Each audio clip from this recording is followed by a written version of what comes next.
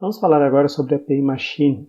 Ela é a mais importante, no caso do MicroPython, para o acesso aos elementos de hardware dele. Então ela fornece uma série de componentes para acesso ao hardware do microcontrolador, independente de plataforma. Ela procura ser um tanto quanto homogênea em relação ao acesso a esses componentes independente de plataforma, porém, ela trata das especificidades de cada hardware. Isso significa que, eventualmente, alguma coisa de uma API pode ser modificada, ou seja, algum componente pode ter um comportamento levemente diferente e ser usado de forma levemente diferente entre uma plataforma e outra. Mal usadas, dependendo do caso, dependendo do tipo de hardware, vocês podem inclusive causar falhas de funcionamento ou até queima de um componente. Mas isso não deve ser uma limitação para a gente trabalhar com essa API. Sem ela, a gente não faz absolutamente nada em cima de microcontroladores. Funcionalidades que a gente tem, então, que ela implementa. É uma lista bastante extensa, começando por modos de energia e de reset, ou seja, reiniciar o microcontrolador por software, colocar o microcontrolador em modo de deep sleep, baixíssimo consumo, ou modos intermediários, e isso, claro, dependendo de cada hardware. Acesso aos pinos da GPIO, ou seja, dos pinos de entrada e saída de propósito geral. Fazer a conversão analógico-digital. Acessar circuitos de conversão digital analógica. Utilizar a PWM, modulação por largura de pulso. Isso também pode ser por hardware ou por software, depende da arquitetura, depende do hardware que vocês estão utilizando. Diversos hardwares e softwares para comunicação serial, como o ART, a tradicional RxTX, I2C ou SPI. Timers, tanto os timers de hardware e de software usuais, quanto também o watchdogs, aqueles que servem justamente para reiniciar o sistema caso ele trave. Trabalhar com interrupções, que também tem a ver com timers, mas também com interrupções causadas por mudança de estado dos pinos da GPIO. RTC, quando disponível, tal do relógio de tempo real, diferente dos timers. Esses são relógios que procuram marcar a data e a hora.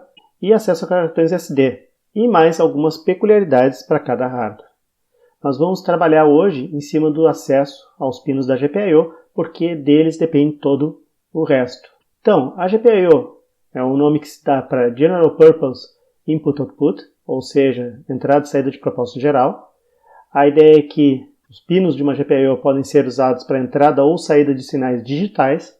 Alguns pinos podem ser somente entrada, alguns podem ser somente saída, outros podem ser uma ou outra, dependendo então apenas de configuração. O modo de trabalho então depende do hardware, tem pinos que podem ser as duas coisas, tem pinos que podem ser só uma ou só outra.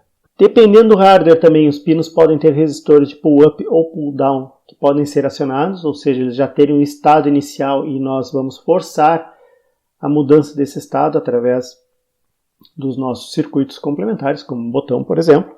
E a gente tem, para usar a GPIO, que instanciar objetos dessa classe, da classe pin. A classe pin representa um pino e o seu estado.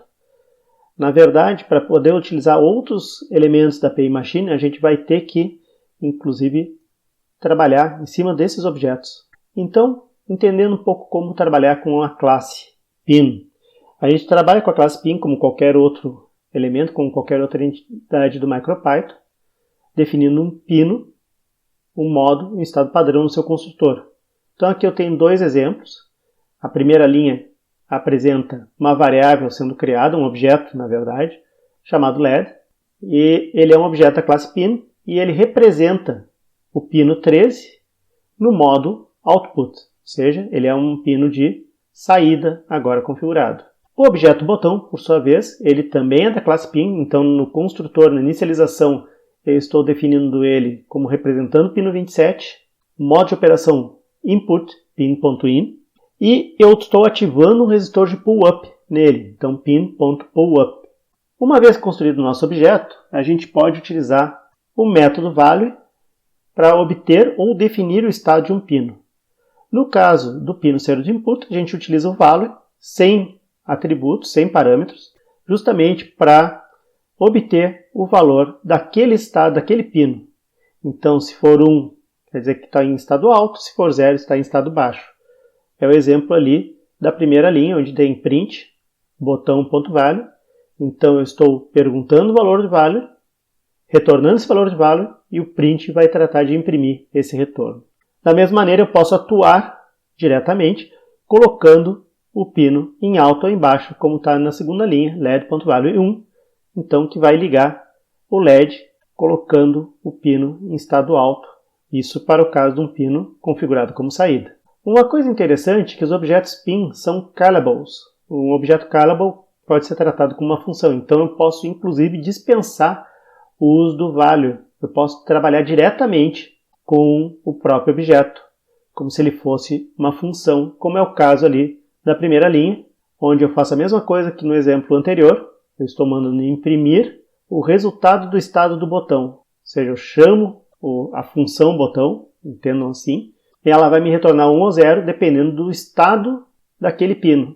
A mesma coisa para LED, ao invés de LED.value 1, eu estou diretamente colocando LED 1, o que vai fazer com que o pino 13 fique em alta. Eu também posso utilizar os métodos ON e OFF para colocar em alta ou em baixa o pino. Então LED.ON ou LED.OFF, claro, para pinos de saída. Além disso, eu tenho um método chamado IRQ, para associar uma interrupção ao estado, às mudanças de estado do pino. Isso aí é assunto para um próximo vídeo. E eu tenho alguns métodos específicos de cada hardware que não vem ao caso neste vídeo. No caso do ESP32, a gente tem uma variedade de pinos bastante grande e associado a esses pinos nós temos diversos componentes e inclusive em alguns casos alguns hardwares específicos. Então é importante conhecer quais são os estados do pino e o que a gente pode usar para cada pino. Aqui eu tenho então um mapa desses pinos, os mais comuns. Observem que os OKs em verde quer dizer que tanto pode ser usado para input quanto para output, dependendo se o OK está numa das duas colunas. O OK em amarelo quer dizer que tem que tomar um pouco de cuidado. E os vermelhos quer dizer que deve-se evitar utilizar. Observem, por exemplo, que os pinos 6 a 11 normalmente não são recomendados, porque muitas das placas de prototipação, inclusive os próprios SOCs ESP32, costumam vir com uma memória flash que se comunica através do barramento SPI usando esses pinos. Então, dos 6 ao 11 normalmente estão fora de questão. Em algumas placas, inclusive, eles nem estão disponíveis para acesso direto pelo programador. No caso de alguns pinos, como o 0, o 5, o 14 e o 15, observem que ao iniciar o ESP32 gera nesses pinos um sinal PWM. Então isso pode ser um problema no caso de uma saída, pode forçar um motor a dar uma partida, pode fazer um LED piscar, alguma coisa do gênero. O pino 1 serve como uma espécie de debug, é por ele que vão ser enviados sinais ou informações a respeito da partida do ESP32, quando ele for iniciado, seja reset ou seja ele ser colocado em alimentação. Então ele é uma boa saída, mas não necessariamente uma boa entrada. E alguns pinos, como 34 e 39, são somente leitura. Porém, eles são também utilizados para outras funções, como a entrada analógica. A gente vai ver isso mais adiante. Esse mapa de pinos foi inspirado num post do Random Nerd Tutorials, cujo link está aí. Então vamos exemplificar o uso dessa API e vamos fazer alguma prática. Eu estou colocando o código aqui, que a gente vai trabalhar em cima do Tony.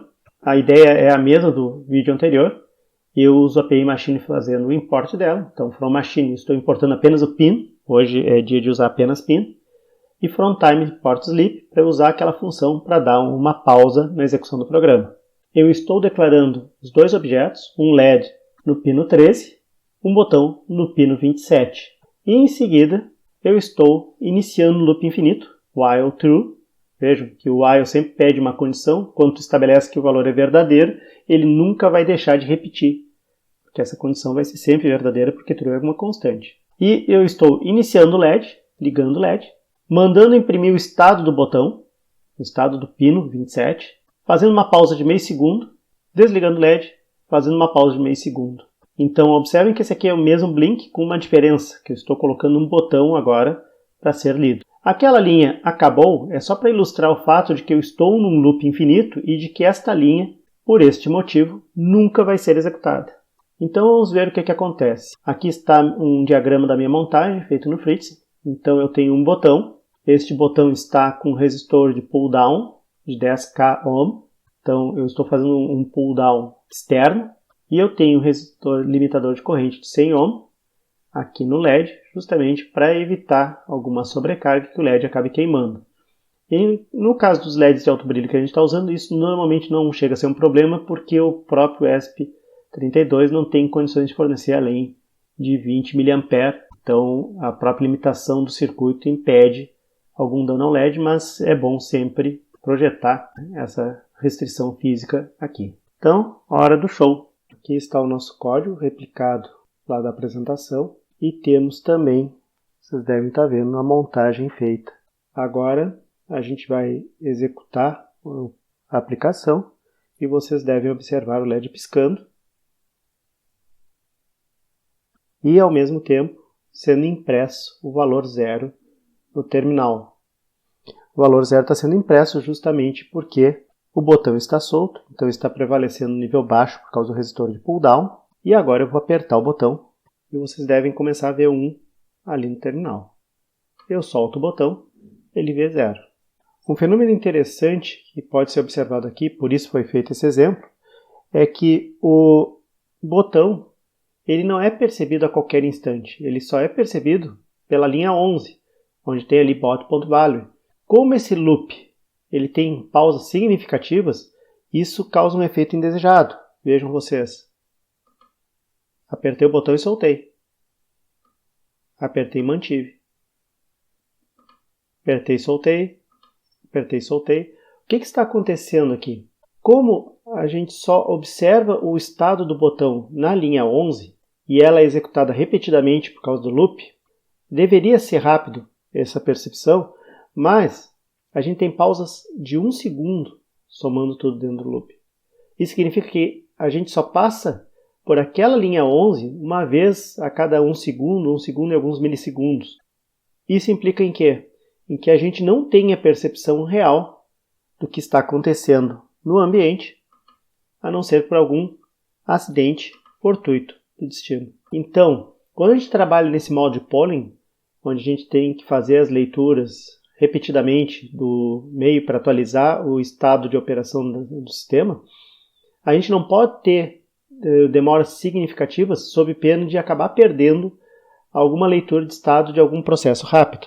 Então, uma das conclusões que a gente chega aqui é que o sleep não é a melhor saída para programas mais complexos. Fazer pausas desse jeito em sistemas de controle faz com que a gente acabe tendo problemas bastante significativos para manter o sistema funcional. Ou seja, qualquer coisa bloqueante deveria ser evitada em um loop de ação de controle como esse, um loop de ação de sistema de automação como esse. A gente já viu como resolver esse problema do blink usando timers, que faz com que ele pisque de forma independente do loop.